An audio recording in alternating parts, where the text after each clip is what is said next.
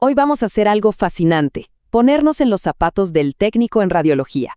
O sea, los verdaderos escultores digitales y los arquitectos detrás de un diagnóstico médico preciso. En esta explicación, vamos a explorar ese complejo viaje que transforma, literalmente, montañas de datos brutos de una tomografía en imágenes 3D súper claras. Es un proceso vital que, la verdad, muchas veces pasa desapercibido. Y a través de este recorrido, vamos a descubrir cómo estas potentes herramientas de postprocesamiento nos permiten ver el interior del cuerpo humano con un detalle que, sinceramente, no tiene precedentes. Todo eso, claro, guiado por el ojo clínico y el conocimiento anatómico del técnico. Para que este análisis fluya, vamos a seguir el flujo de trabajo estándar que veríamos en cualquier estación de postprocesamiento. Primero, veremos el arte de la segmentación. 2. La navegación geométrica con MPR. 3. Las proyecciones MIP y Mini-MIP. 4. El renderizado volumétrico. 5. La representación de superficie para huesos. Y finalmente, cerraremos hablando de las competencias vitales que necesita un técnico hoy en día. Así que, número 1, el arte de la segmentación. A ver, antes de poder manipular un modelo 3D en la pantalla, es absolutamente indispensable aislar la anatomía que realmente nos interesa. De eso trata la segmentación. Básicamente, decirle a la computadora si un píxel pertenece o no a lo que queremos ver. Imaginemos que están editando una foto y le quitan el fondo para que solo destaque la persona principal. Bueno, aquí es lo mismo. El objetivo es eliminar todos esos voxeles que forman parte del fondo o que incluso podrían esconder alguna lesión. Al final, nos quedamos con una imagen súper limpia sobre la cual trabajar. Y fíjense que, para lograr este nivel de aislamiento, los algoritmos informáticos actúan como verdaderos sabuesos matemáticos. Se basan en 3 cosas clave.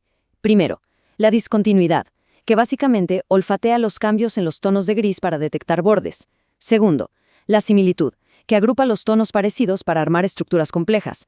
Y tercero, la conectividad, o sea, usar la lógica de proximidad geométrica para seleccionar píxeles que están pegaditos unos con otros. Llevado a la práctica diaria, esto es una locura, porque significa que podemos aislar casi cualquier parte del cuerpo.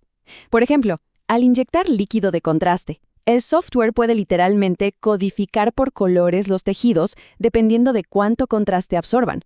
Esto le facilita la vida al técnico enormemente, permitiéndole mapear desde un vasito sanguíneo minúsculo hasta órganos súper complejos con una precisión brutal. Número 2. Navegación geométrica con MPR. Ojo aquí. Cuando vemos los planos anatómicos estándar, es súper importante entender que la reconstrucción multiplanar, o MPR por sus siglas en inglés, no es realmente 3D. Es más bien una deformación geométrica en 2 dimensiones a través de 3 planos, axial, coronal y sagital. Pero no se dejen engañar por su simplicidad, esta es la brújula indispensable del técnico. Es el mapa base donde arranca toda exploración en el monitor. Y aquí les va un secreto del oficio. Todo depende de la calidad geométrica del dato inicial. Si comparamos estas 2 imágenes, queda clarísimo que las reconstrucciones tienen que venir de voxeles isotrópicos, es decir, cubos perfectos. Si intentamos trabajar con voxeles desiguales, perdemos información y se crea este molesto efecto de dientes de sierra que ven a la izquierda, un verdadero dolor de cabeza visual que el técnico debe evitar a toda costa para no distorsionar la anatomía real. Piensen en la NPR como el panel de control de un piloto antes de meterle el acelerador a fondo con los algoritmos más pesados. Al navegar por un volumen de tejido sólido desde varias perspectivas al mismo tiempo, el profesional puede alinear los cortes en la posición exacta. Así, establece un marco de referencia perfecto antes de aplicar la verdadera magia en 3D. Pasemos al número 3, proyecciones MIP y Mini-MIP. Ahora nos vamos a los extremos. La proyección de máxima intensidad, conocida como MIP, es como tener visión de rayos X. Busca las densidades más altas, seleccionando los voxeles que más absorben, y hace que los objetos se vean translúcidos. Es una maravilla para ver contraste y vasos sanguíneos. En la otra esquina tenemos la Mini-MIP, la de mínima intensidad. Esta hace exactamente lo contrario. Busca revelar los espacios vacíos y el aire. Actúa como si fuera el negativo de una foto, lo cual es ideal para estudiar, por ejemplo, los pulmones. La utilidad clínica de hacer esto es brillante. Miren, a la izquierda, la técnica MIP nos dibuja todo el árbol vascular del tórax con un detalle increíble. Pero, ¿qué pasa si el paciente tiene placas de calcio? Pues ese calcio es tan denso que actúa como una bengala, un destello que ciega al software y nos tapa el vaso. Por otro lado, a la derecha, la Mini-MIP ilumina las vías aéreas profundas que normalmente no veríamos, lo que nos demuestra que, muchas veces, buscar el vacío nos da mucha más información que buscar materia sólida. Llegamos al número 4. Renderizado volumétrico de alta calidad.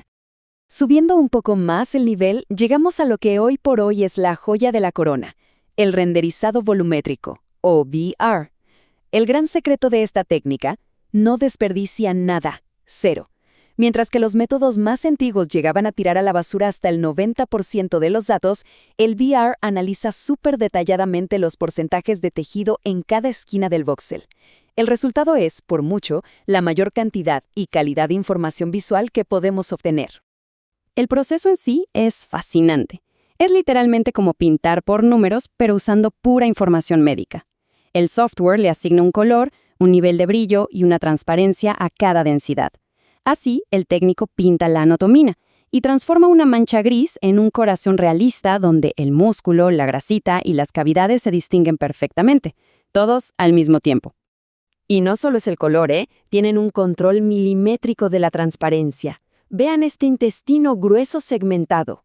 Al hacer que la pared exterior sea semitransparente, es como si estuviéramos volando por dentro de la anatomía, como en una experiencia de realidad virtual inmersiva. En segundos, el profesional puede pasar de una invisibilidad total a una estructura sólida, dejando que los médicos estudien el interior sin necesidad de meter siquiera un bisturí. Número 5. Representación de superficie sombreada para huesos. Vamos a dar un pequeño salto al pasado para hablar de la SSD, la representación de superficie sombreada.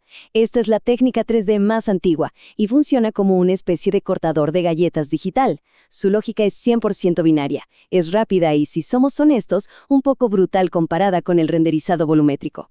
Simplemente marcas un umbral de densidad y la computadora elimina sin piedad todo lo que quede por debajo. Solo sobrevive lo más denso y con eso arma una superficie 3D sólida. Noten cómo se ve el pie aquí. El algoritmo trata al hueso de forma completamente opaca, como si estuviera hecho de yeso. No tiene profundidad. Por lo tanto, para tejidos blandos no sirve de mucho. Sin embargo, sigue siendo una herramienta fantástica y súper rápida cuando estás en emergencias y el cirujano necesita ver una fractura en cuestión de segundos. Va directo al grano. Y por último, número 6. Competencias vitales del técnico. Al final del día, todo este software de ciencia ficción no vale nada sin un ser humano experto frente a la consola. El técnico radiólogo moderno es como una doble amenaza. Tiene que ser mitad anatomista para reconocer cuando un paciente tiene venas o arterias raras y mitad experto en informática para poder domar estas estaciones de trabajo tan complejas. Esta combinación es lo que hace que su colaboración con el radiólogo médico sea absolutamente invaluable. Porque, piénsenlo, la precisión aquí tiene un impacto enorme en la vida real. Estas reconstrucciones en 3D son literalmente los mapas con los que un cirujano planea su ruta antes de abrir a un paciente. Y ahí hay una responsabilidad grandísima. Un parámetro mal ajustado por el técnico podría esconder una fractura que sí existe, o peor aún, simular visualmente una lesión que no está ahí. Es un trabajo de precisión milimétrica, donde no hay margen para el error. Y esto nos deja con una reflexión final. El avance de la automatización en medicina es increíble. Las computadoras procesan cada vez más rápido montañas gigantescas de datos. Pero a medida que la tecnología se vuelve más autónoma e inteligente, ¿cómo creen que la experiencia anatómica del técnico, ese toque humano y clínico, va a seguir dándole forma al futuro del diagnóstico por imágenes? Definitivamente es algo para pensar.